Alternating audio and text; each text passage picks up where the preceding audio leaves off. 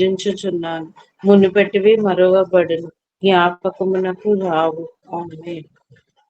ఈ సంవత్సర వాగ్దానము 2 కొరింథీయులకు రాసిన పత్రిక 8వ అధ్యాయము 9వ వచనం. మీరు మన ప్రభువైన యేసుక్రీస్తు కృపను ఎరుగుదురు కదా. ఆయన ధనవంతుడై ఉండియు మీరు తన దారిద్ర్యము వలన ధనవంతులు కావాలనని మీ నిమిత్తము దరిద్రుడాయను. ఆమేన్. ఆమేన్. ఆమేన్. దేవుడు తన పరిశుద్ధ వాగ్దానములను మన జీవితంలో అనుదినము సఫలపరుస్తూ మనకి అనునిత్యము సహాయపడుతూ మనల్ని ఆకలి చాటున భద్రపరిచి కాపాడుతున్న రీతిని బట్టి మొదటిగా కృతజ్ఞతాస్థుతులు చెల్లించుకుంటూ ఈ దినపు దీవెనలతో మనందరినీ దీవించి ఆశీర్వదించును గాక. ఆమేన్. ఆమేన్. రండి, ప్రశస్తమైనటువంటి సమయంలోకి వచ్చి ఉన్నాము. ఈరోజు మనకి వాక్య సందేశాన్ని యాకోబు పాస్టర్ గారు అందజేస్తారు. సమయాన్ని పాస్టర్ గారికి ఇద్దాము. పాస్టర్ గారు, వందనాలండి. 6:10 వరకు మీకు సమయం ఉంటుంది. వాక్యము అందజేయవలసిందిగా ఆహ్వానం.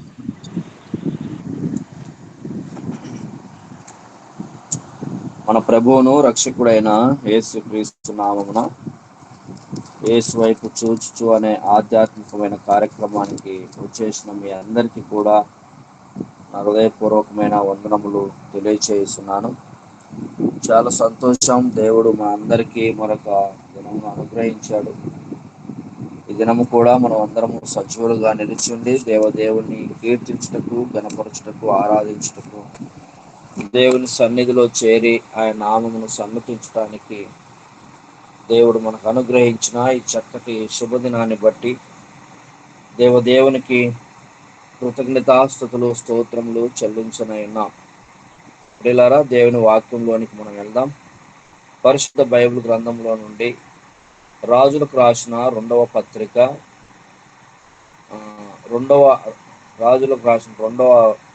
రాజులు 18వ అధ్యాయము 7వ వచనాన్ని మనం చదువుకుందాం. కావున యెహోవా అతనికి తోడుగా ఉండెను. తాను వెళ్ళిన చోట నల్లా అతడు జయము పొందెను. అతడు అష్షూరు రాజునకు సేవ చేయకుండా అతని మీద తిరగబడెను. ఆమేన్. అదేవిధంగా 2వ దినవృత్తాంతముల గ్రంథము 32వ అధ్యాయము 31వ వచనాన్ని కూడా చదువుకుందాం.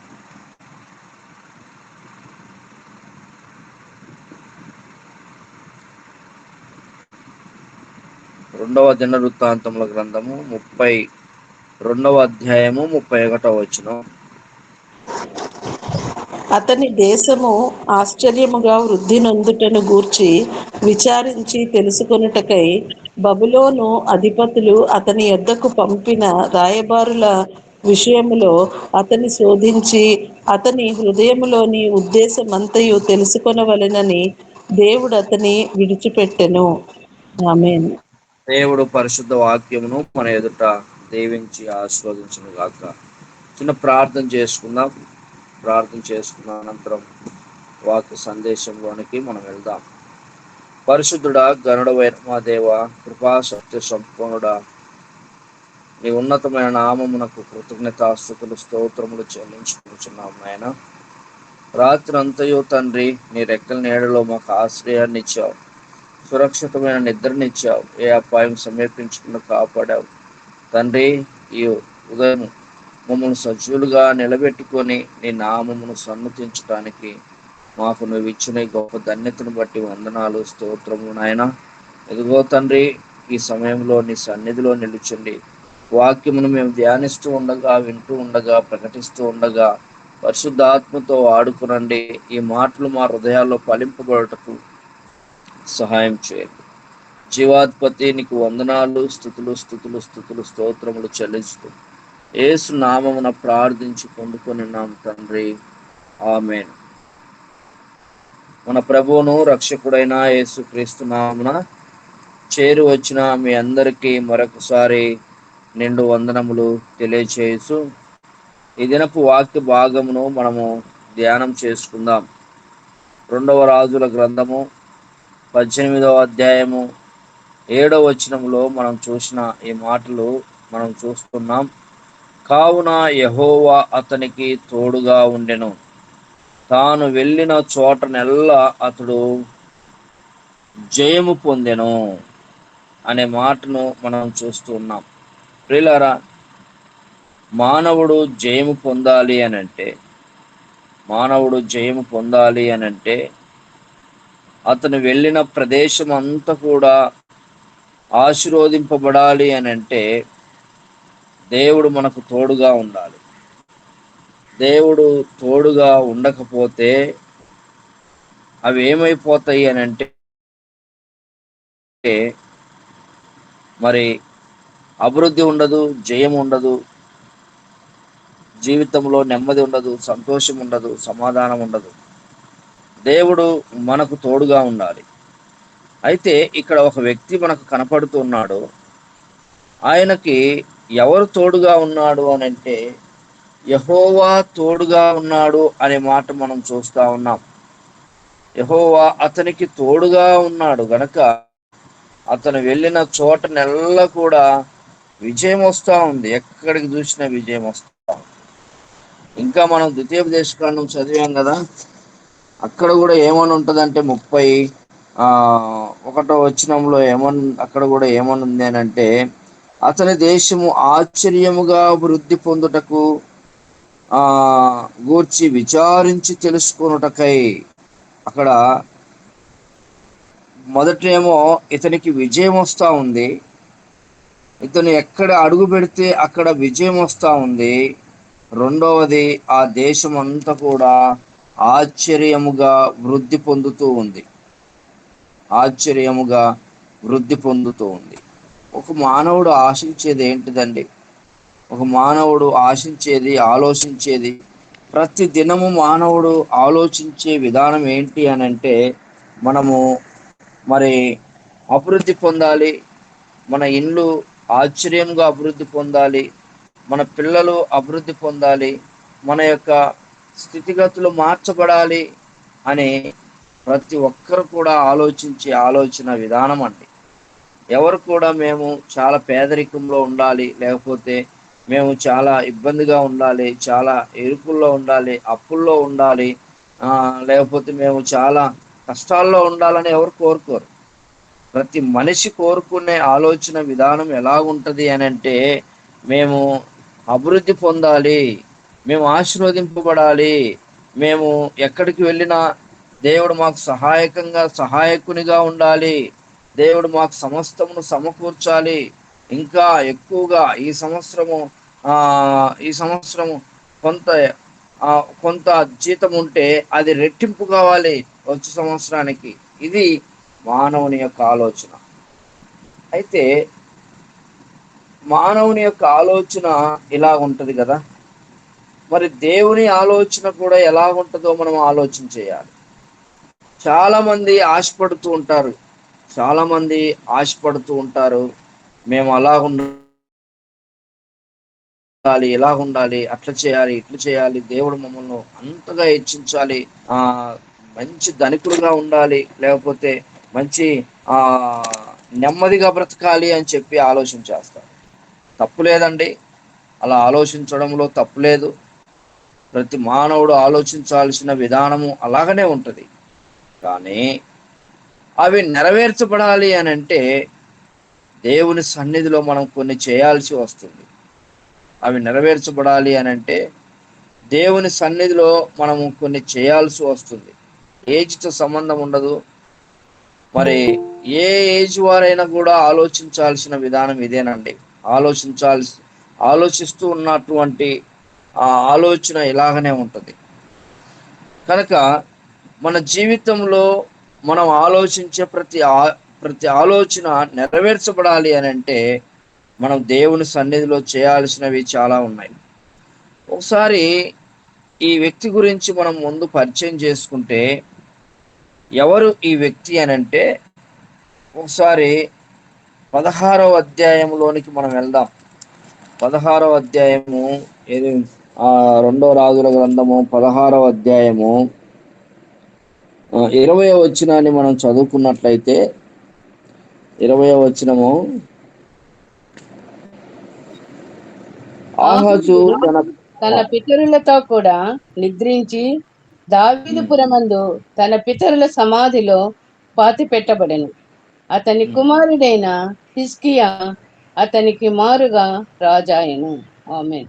అది ఎవరు ఈ వ్యక్తి అనంటే, దేవుడు ఎవరికి తోడుగా ఉన్నాడు, అడుగుపెట్టిన ప్రతి ప్రదేశానికి విజయాన్ని ఇస్తున్నాడు అనంటే హిజ్కియా అనబడినటువంటి ఒక రాజు. హిజ్కియా అనబడినటువంటి ఒక రాజు. ఈ హిజ్కియా మరి యూదా వారికి రాజుగా ఉన్నాడు. హిజ్కియా గురించి మనకు చాలా బాగా తెలుసు. ఆయన రాజరికం గురించి మనకు బాగా తెలుసు. హిజ్కియా గురించి తెలియని వాళ్ళు అంటే ఎవరు ఉండరు, ప్రతి ఒక్కరికి తెలుసు. అయితే ఈ దినము నేను ఆలోచించిన విధానం ఏంటి అని అంటే, హిజ్కియాకి దేవుడు ఎందుకు తోడుగా ఉన్నాడు? ఒకటి, హిజ్కియాకి దేవుడు ఎందుకు ఆయన అడుగుపెట్టిన ప్రతి ప్రదేశంలో విజయాన్ని ఇస్తున్నాడు?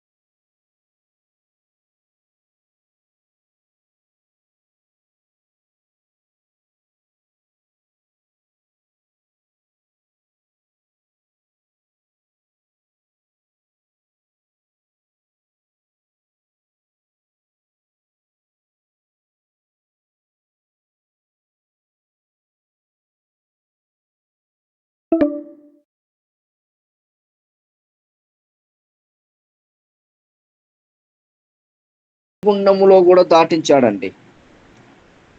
అగ్నిగుండంలో కూడా దాటించాడు. ఇంకా మనం చదివితే ఆహాజు చేసినటువంటి పని ఏంటనంటే, దేశంలో ఎక్కడ పచ్చగా చెట్టు పెరుగుతున్నా కూడా ఆ చెట్టు కిందికి వెళ్ళి బలి అర్పించేవాడు. భయంకరమైనటువంటి విగ్రహారాధికుడు అండి. భయంకరమైనటువంటి విగ్రహారాధికుడు. ఎక్కడ పచ్చగా చెట్టు ఉండకూడదు దేశంలో, ఆ చెట్టు కిందికి వెళ్ళి అక్కడ ఒక విగ్రహాన్ని పెట్టి అక్కడ బలి అర్పించి అక్కడ విగ్రహారాధన చేసేవాడు. దేశంలో ఎవరిని కూడా దేవుణ్ణి ఆరాధించటానికి మరి అనుమతి ఇవ్వలేదు. అందరినీ కూడా విగ్రహారాధనకు గురి చేశాడు.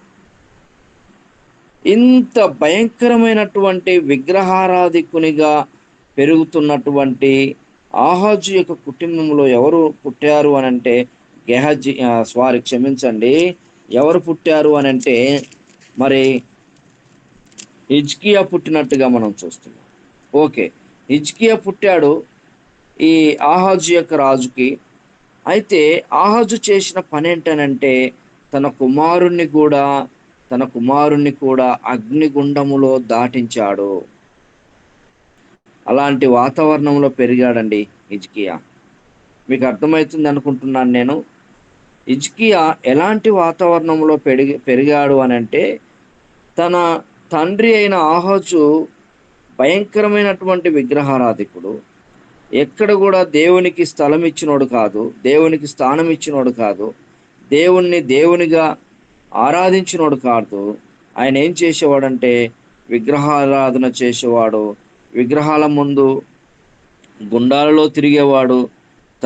తన కుమారుని కూడా తిప్పినవాడు. తర్వాత దేశంలో ఎక్కడ చెట్లున్నా కూడా చెట్ల దగ్గరికి వెళ్ళి బలులు అర్పించేవాడు. ఇలాంటి పరిస్థితులలో హిజ్కియా పెరిగినట్టుగా మనం చూస్తున్నాం. అలాంటి పరిస్థితులలో పెరిగిన హిజ్కియా ఎలాగుండాలి అని అంటే, ఆహాజు చనిపోయిన వెంటనే ఆహాజు రాజు చనిపోయిన వెంటనే హిజ్కియా రాజు కాగానే ఆ యొక్క హిజ్కియా కూడా ఏం చేయాలి? తండ్రి చేసిన పనులే చేయాలి. తండ్రి నడిచిన నడకే నడవాలి. అందుకనే మనం చూస్తాం కదా, మనం సామెత చెప్పుకుంటూ ఉంటాం కదా. ఏం సామెత అంటే ఏమంటారంటే, తల్లి చేలో మేస్తే దూడ గిట్టున మేయదు కదా అనే సామెత ఒకటి మనం చెప్తా ఉంటాం. అంటే తండ్రి ఎలాంటి నడవడిక నడుస్తున్నాడో పిల్లలు కూడా అలాగనే నడుస్తారు. తండ్రి ఏ అడుగుజాడల్లో నడుస్తున్నాడో పిల్లలు కూడా గమనిస్తూ ఉంటారు, అలాంటి అడుగుజాడల్లోనే నడుస్తారండి. చాలా మంది కుటుంబాల్లో ఈ పరిస్థితులు అర్థం కాదు. తండ్రి ఏముందిలే, వాడు పిల్లోడు కదా, వానికి ఏం తెలుసు, నేను నడిచే విధానం వానికి తెలియదు కదా అని అనుకొని వానికి తెలియకుండా ఏం చేస్తుంటారంటే మరి చేసేటి అన్ని చేస్తూ ఉంటారు. పిల్లలు గమనిస్తుంటారండి, మనం ఏం చేస్తున్నా పిల్లలు గమనిస్తుంటారు.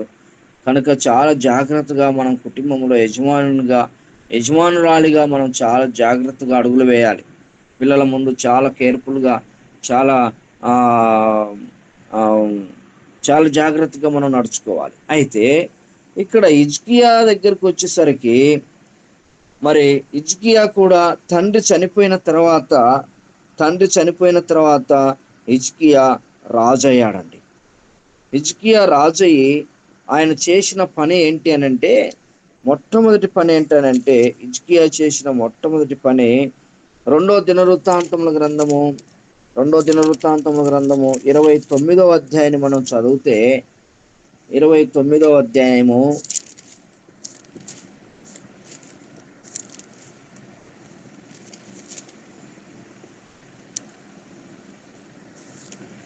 ఒకసారి 2వ దినవృత్తాంతముల గ్రంథము 29వ అధ్యాయము 2వ వచనాన్ని ఒకసారి మనం చదువుకుందాం. అతడు తన పితరుడైన దావీదు చర్య అంతటి ప్రకారము యెహోవా దృష్టికి యథార్థముగా ప్రవర్తించెను. ఆమేన్. తర్వాత అతడు తన ఏలుబడి యందు మొదటి సంవత్సరము మొదటి నెలను యెహోవా మందిరపు తలుపులను తెరచి వాటిని బాగు చేసి, హిజ్కియా రాజు కాంగనే ఆయన మొట్టమొదట చేసిన పనేంటి అనంటే, హిజ్కియా చేసిన పనేంటి అనంటే, ఆయన అతని తల్లి జకరియా కుమార్తె ఆమె అక్కడ మనం చూస్తే దావీదు చర్యలంతటి ప్రకారము యెహోవా దృష్టికి యథార్థముగా ప్రవర్తించెను. అంటే హిజ్కియా తండ్రిని చూసి నడుచుకోలేదండి. హిజ్కియా ఎవరిని చూస్తున్నాడనంటే దావీదును చూస్తున్నాడు. దావీదు యొక్క జీవిత స్టైల్ను చూస్తూ ఉన్నాడు. దావీదు తన యొక్క జేజనాన్ని అనుకుంటాను, ఆయన్ను చూసి మరి ముందుకు వెళ్తూ ఉన్నాడు.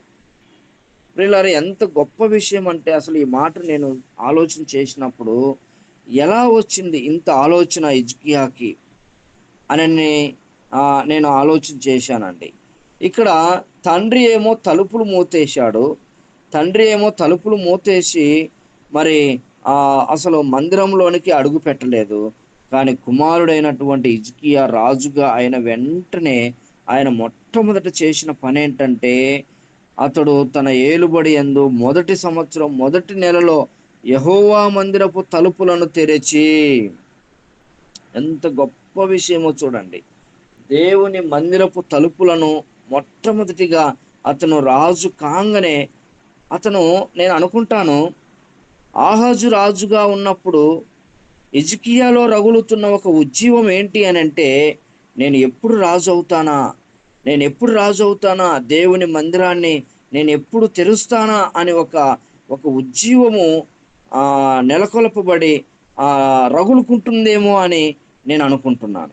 ఎందుకనంటే అక్కడ మనం చదివినప్పుడు మొట్టమొదటిగా రాజు కాంగనే ఆయన ఏం చేశాడంటే, మొదటి సంవత్సరం మొదటి నెలలోనే, అంటే ఒకవేళ రాజు అయిన 2-3 రోజులకే మొట్టమొదటిగా ఆయన చేసిన పని ఏంటంటే దేవుని మందిరాన్ని తలుపులు తెరవడం. ఎంత గొప్ప విషయమో చూడండి ప్రియులారా, దేవుని బిడ్డలారా. అందుకనే దేవుడు అంటున్నాడు, ఎవరైనాను నా స్వరము విని తలుపు తీసిన వెడలా, తలుపులు తెరవాలి. దేవుడు మనతో ఉండాలి అని అంటే, దేవుడు మనం అడుగుపెట్టిన ప్రతి ప్రదేశాన్ని ఆశీర్వదించాలి అని అంటే, దేవుని సహాయము మనము పొందుకోవాలి అని అంటే, మొట్టమొదటిగా మనం చేయాల్సిన పని ఏంటంటే తలుపులు ఓపెన్ చేయడం. హృదయం అనే తలుపును తెరవాలి. ఈయన హిజ్కియా ఏం చేశాడనంటే మొట్టమొదటిగా తలుపులు తెరిచాడు. తలుపులు తెరిచి తండ్రి ఏమో తలుపులు మూతేశాడు, కుమారుడేమో తలుపులు తెరిచాడు. ఏం చేశాడు ఇంకా తలుపులు తెరిచిన వెంటనే అని మనం ఆలోచన చేస్తే అక్కడ 16వ వచనాన్ని ఒకసారి చదువుకుందాం. అదే 29వ అధ్యాయము 16వ వచనంలో మనం చూస్తే, పవిత్రపరచుటకై యాజకుడు యెహోవా మందిరపు లోపలి భాగమునకు పోయి యెహోవా మందిరంలో తమకు కనపడిన నిషిద్ధ వస్తువులన్నిటినీ యెహోవా మందిరపు ఆవరణంలోనికి తీసుకొని రాగా, లేవీయులు వాటిని ఎత్తి కిద్రోను వాగులో పారవోసిరి. అది రెండవ పని ఏంటి అనంటే, మొదటి పని ఏమో తలుపులు తెరవడం, రెండవ పని ఏంటి అనంటే మందిరములో ఉన్నటువంటి నిర్దిష్ట వస్తువులన్నిటినీ కూడా తీసి కిద్రోను వాగులో పడవేశారు. మొదటిదేమో తలుపులు తెరవడం. తలుపులు తెరిచిన తర్వాత తండ్రి మందిరములో ఏదైతే నిర్దిష్ట వస్తువులన్నిటిని పెట్టాడో, మరి ఆ మందిరంలో ఉన్నటువంటి మందసమును, మరి దీపస్తంభమును, తర్వాత ఇలా 7 వస్తువులు ఉన్నాయి కదా, ఈ వస్తువులన్నిటినీ తండ్రి ఏం చేశాడనంటే వాటిని బయటికి పడేసి ఆయన నిర్దిష్టమైన వస్తువులు పెట్టాడు. అయితే ఇప్పుడు కుమారుడు ఏం చేస్తున్నాడనంటే, మరి మందిరములో ఉన్నటువంటి నిర్దిష్ట వస్తువులన్నిటిని తీసి ఏం చేశాడనంటే ఆయన తీసి వేరే రూమ్ లో పెట్టలేదండి. లేకపోతే తీసారే ఇది అయ్యా నిషిద్ధ ఓకే అమ్మా, నిషిద్ధ వస్తువులు వాటిని తీసి ఎక్కడ పడేశాడు అని అంటే కిద్రోను వాగులో పడేశాడు. కిద్రోను వాగు అంటే, వాగు అనగా దేనికి సాదృశ్యం అని అంటే, వాగు నిరంతరం కొట్టుకొని పోతూ ఉండేది, ప్రవహిస్తూ ఉండేది. అక్కడ ఏదైనా పడ్డప్పుడు అదేమవుతుంటుందంటే ఇక మరలా ఆ ప్రదేశంలో ఉండదు, అది వెళ్ళిపోతూ ఉంటుంది, ఎక్కడికి వెళ్తుందో తెలియదు. అంటే ఈ వస్తువులన్నిటిని కూడా ఇక మరలా వాటి గురించి ఆలోచించకుండా, వాటి గురించి ఇంకా జ్ఞాపకం తెచ్చుకోకుండా వాటిని ఏం చేశాడనంటే వాగులో పడేయగా అవి ఎక్కడికి వెళ్ళాయో తెలియదు. ఇక ఎప్పుడు కూడా వాటి గురించి ఆలోచించిన విధానము లేకుండా పోయింది. మొదటిగా ప్రియులారా, దేవుని బిడ్డలారా, దేవుడు మనతో ఉండాలి అనంటే, మనతో సహవాసం చేయాలనంటే, మనం అడుగుపెట్టే ప్రతి ప్రదేశాన్ని హిజ్కియాలాగా మరి విజయం పొందుకోవాలి అని అంటే ఆయన చేసిన మొట్టమొదటి పనిలో మనం కూడా చేసేవారిగా ఉండాలి. అదే మొదటిగా మన యొక్క డోర్ ఓపెన్ కావాలి, మన యొక్క హృదయం అనేటువంటి తలుపు తెరవబడాలి. అందుకనే దేవుడు ప్రకటన గ్రంథంలో తెలియజేస్తాడు, ఇదిగో నేను తలుపు నొద్ద నిలిచుండి తట్టుచున్నాను, ఎవరైనాను నా స్వరము విని తలుపు తీసిన ఎడల అతనితో నేను భోజనం చేస్తాను. తలుపు తీయడం చాలా ప్రాముఖ్యం అండి. చాలా మంది ఏం చేస్తుంటారంటే తలుపు తెరవరు, హృదయం అనే తలుపును కఠినంగా అలాగనే చేసుకుంటారు. యేసుక్రీస్తు జనన విధానంలో మనం చూసినప్పుడు అనేకులు మరి మరియమ్మ యేసేబులు గాడిద మీద నుంచి వస్తూ అక్కడ పాలస్తీనా దేశంలో మరి ఆ యొక్క ఇళ్ళ దగ్గరికి వెళ్ళి తలుపులు కొడుతూ ఉంటే మా ఇంట్లో స్థలం లేదంటారు. దేవునికి స్థలం ఇవ్వకపోతే ఏముంటాయి అని అంటే అవి నిషిద్ధమైనటువంటి వస్తువులు మాత్రమే ఉంటాయి, అపవిత్రమైనటువంటి వస్తువులు ఉంటాయి. కనుక తలుపు తెరిచినంత మాత్రాన దేవుడు రాడు, కానీ ఎప్పుడైతే అపవిత్రమైనవి మన హృదయంలో నుంచి తీసివేసుకుంటామో, ఎప్పుడైతే దేవునికి అయిష్టమైనవి తీసివేసుకుంటామో, అప్పుడు దేవుడు మన హృదయంలో ఉండటానికి ఆయన ఇష్టపడతాడండి. చాలామంది దేవుణ్ణి హృదయంలో ఆహ్వానిస్తారు, దేవుణ్ణి హృదయంలోనికి చేర్చుకుంటారు. అలాగనే మరి హృదయంలో ఉన్నటువంటి నిషిద్ధమైనటువంటి వస్తువులు తీసివేసుకోవటానికి ఇష్టపడరు.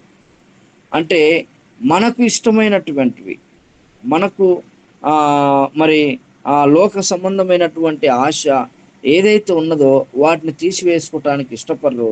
అందుకని దేవుడు ఉండటానికి, మన హృదయంలో ఉండటానికి ఆయన ఇష్టపడ్డు. మనం దుర్వాసన వచ్చే దగ్గర నిలబడతామా? ఎంత మరి ఆ దుర్వాసన వస్తుంటే అబ్బా ఎంత బాగుంది ఎక్కడ అని చెప్పేసి నిలబడతామండి? నిలబడలేం. ఎందుకంటే అక్కడ భయంకరమైనటువంటి దుర్వాసన వస్తుంది. పాపము కూడా దేవుని దృష్టికి చాలా అసహ్యము అనే మాట మనం చూస్తాం. పాపం కూడా దేవుని దృష్టికి చాలా అసహ్యము. ఆయన అక్కడ ఉండడు ఆయన. కనుక దేవుడు మనతో ఉండాలి అని అంటే, మనకు విజయాన్ని ఇవ్వాలి అని అంటే, రెండవదిగా మనం చేయాల్సిన పని ఏంటనంటే, నిషిద్ధమైనటువంటి వస్తువులన్నిటిని కూడా మనం తీసివేసే వారిగా ఉండాలి. మూడో పాయింట్ మనం చూసినప్పుడు, తీసివేసినటువంటి మనము ఏం చేయాలి అని అంటే, అక్కడే 29వ అధ్యాయము 20వ వచనాన్ని మనం చదివినప్పుడు, ఒకసారి చదవండి అమ్మా.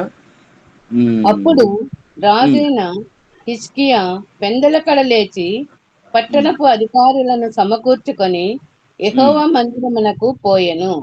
అది మూడో పని ఏంటి అనంటే, మొదటిదేమో మన హృదయం అనే తలుపు తెరుచుకోవాలి. రెండోదేమో హృదయంలో ఉన్నటువంటి నిషిద్ధ వస్తువులన్నిటిని తీసివేయాలి. మూడో పని ఏంటనంటే పెందలకాడ లేవాలి. పెందలకాడ లేచి ఏం చేయాలనంటే, మనము దేవుని మందిరానికి వెళ్ళే అనుభవంలోనికి మనం ఉండాలి. దేవుని సహవాసంలో మనము పాలి భాగస్థులం అయ్యే అనుభవంలో మనం ఉండాలండి. ఇక్కడ హిజ్కియా ఏం చేస్తున్నాడు అని అంటే, పెందలకాడ లేచాడు. చాలామంది పెందలకాడ లేయడం ఇష్టపడరు. పెందలకాడ లేవడము వారికి అలవాటు ఉండదు. క్రైస్తవులే కానీ, మందిరానికి వెళ్ళే వాళ్ళకి కానీ ఎప్పుడు వెళ్తున్నామనంటే, చాలామంది ఎలా వెళ్తారనంటే, తీర పాటలన్నీ అయిపోయిన తర్వాత నిదానంగా వెళ్తారు. కొంతమంది వాక్యం ప్రారంభమైనప్పుడు వెళ్తారు. ఎంత ఘోరమో చూడండి. ప్రియులారా, హిజ్కియా గురించి మనం తెలుసుకుంటున్నప్పుడు ఆయన చేసిన మూడవ పని ఏంటి అంటే, అతి ప్రాముఖ్యమైనటువంటి పని, ఆయన పెందలకాడ లేచి పట్టణపు అధికారులను సమకూర్చుకొని యెహోవా మందిరమునకు పోయెను. ఎంతమంది మనం దేవుని మందిరానికి వెళ్తున్నాం? ఎంతమంది దేవుని మందిరానికి ఎలా వెళ్తున్నాం? పెందలకాడ వెళ్తున్నామా?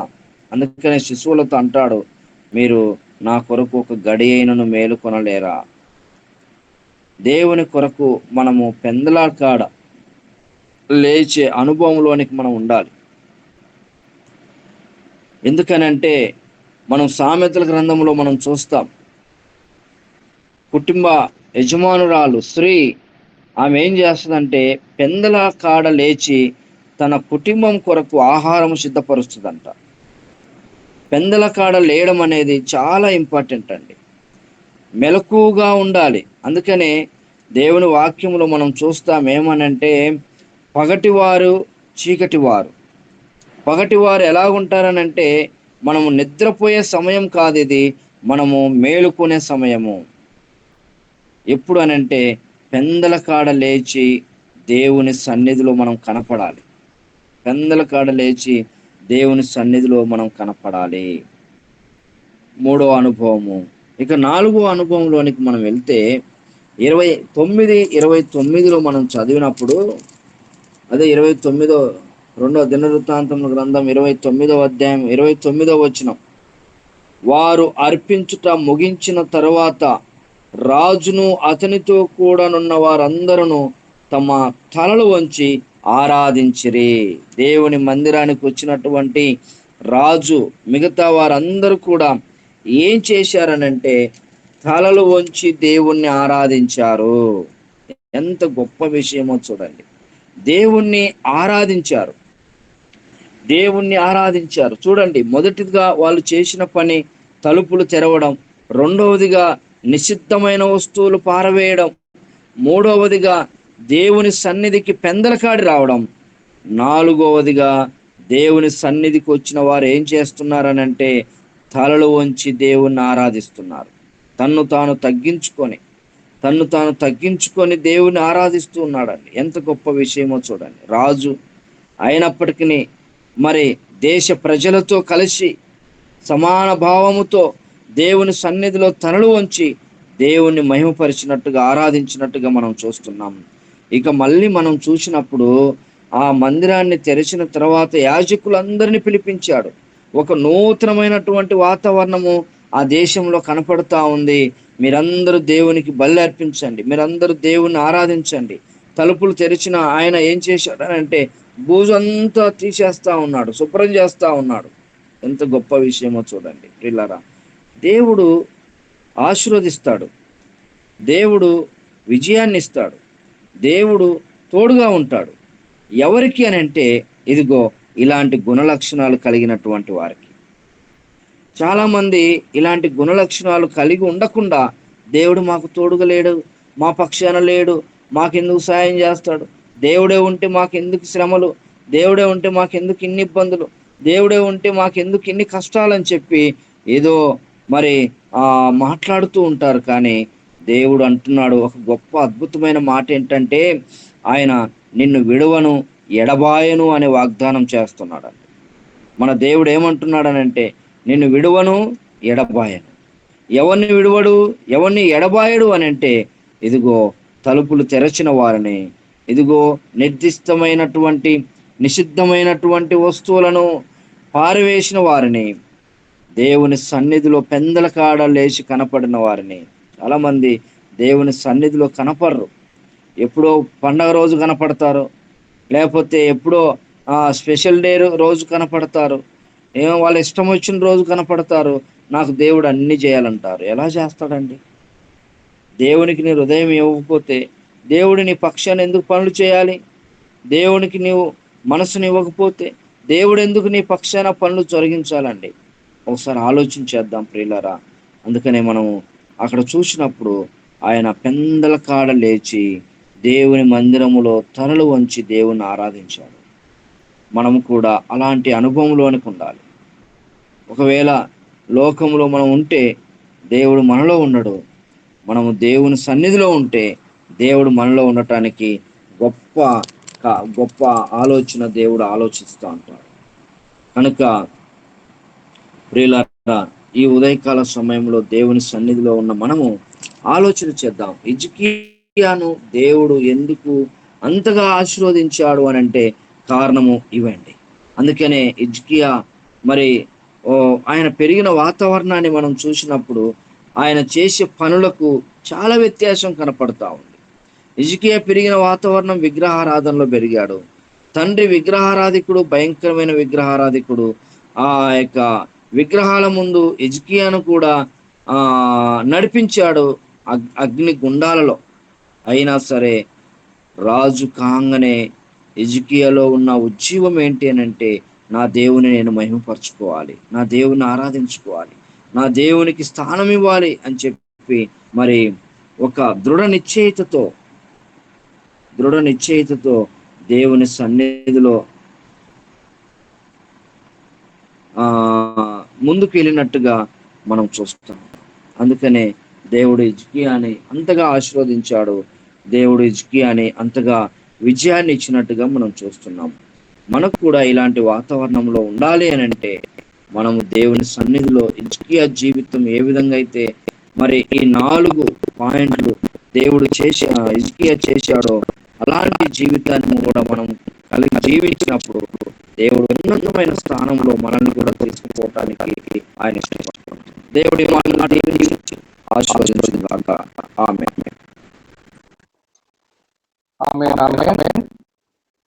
చేసుకొనుడి హృదయమున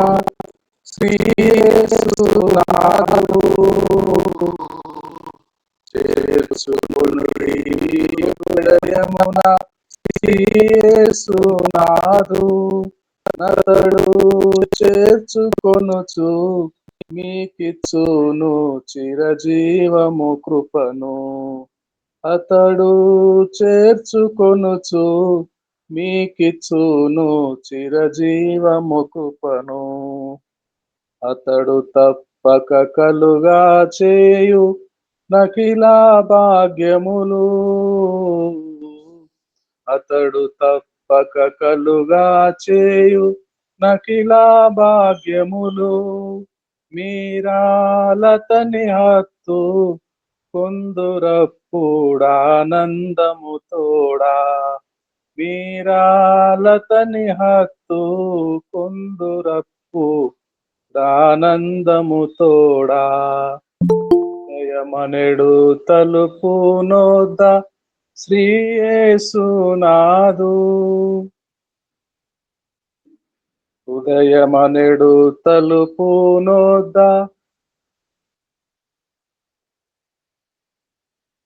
యేసునాథుండు నిలచి సదయుడగుచు తట్టుచుండు సకల విధములను.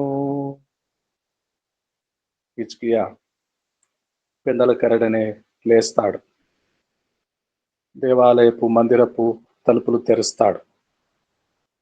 పట్టణపు అధికారులందరినీ సమకూర్చుకుంటాడు. వారిని అందరినీ వెంటబెట్టుకొని మందిరపు తలుపులు తెరుస్తాడు. నిషిద్ధ వస్తువులు, విగ్రహములు, మాయారూపమైనవన్నీ తీసి పారవేస్తాడు. కిద్రోను వాగులో వేస్తాడు.